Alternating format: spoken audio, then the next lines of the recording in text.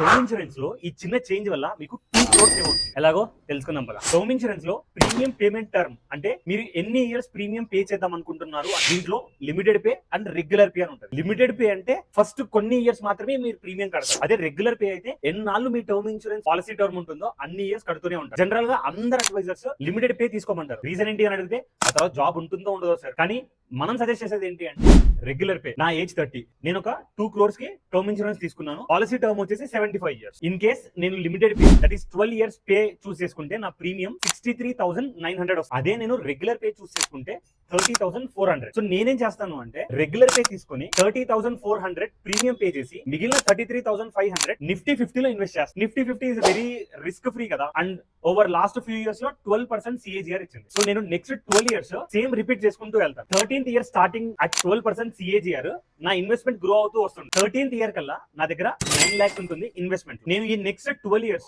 ఈ 33,500 rupees every year Nifty 50 లో invest చేసుకుంటూ వెళ్తాను. So that at the end of 12 years నా దగ్గర అరౌండ్ 9 lakhs ఉంది. 13th year నుంచి నేను ఏం చేస్తాను అంటే నా ప్రీమియం ఏదైతే ఉంటుందో 30,400 రూపీస్ అది ఈ ఇన్వెస్ట్మెంట్ నుంచి SWP యూస్ చేసుకుని విత్డ్రా చేసుకుంటూ వస్తాను. సో ఇలా నేను నెక్స్ట్ నా 33 years నా ప్రీమియం ని ప్లాన్ చేసుకుంటాను. దీనివల్ల నా ఇన్వెస్ట్మెంట్ ఏమవుతుందంటే at the end of 75 years నాకు ఏమీ జరగకపోతే అరౌండ్ ఆ ఇన్వెస్ట్మెంట్ 2 crores వరకు గ్రో. సో ఇక్కడ లిమిటెడ్ పే కి రెగ్యులర్ పే కి డిఫరెన్స్ ఏంటి? In terms of cost to pocket 0, but I have a lot of benefit. ఇంకా టర్మ్ ఇన్సూరెన్స్ తీసుకున్న వాళ్ళు ఎవరైనా ఉంటే ఈ రీల్ వాళ్ళతో షేర్ చేయండి. Keep following fortune box for more financial content.